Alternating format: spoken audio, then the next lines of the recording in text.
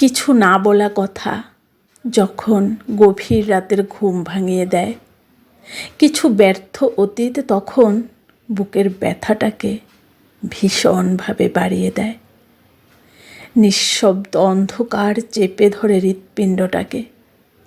অবহেলায় ঝরে যাওয়া কিছু স্বপ্ন তখন উকি মারে মনের আকাশে আবছা অন্ধকারে।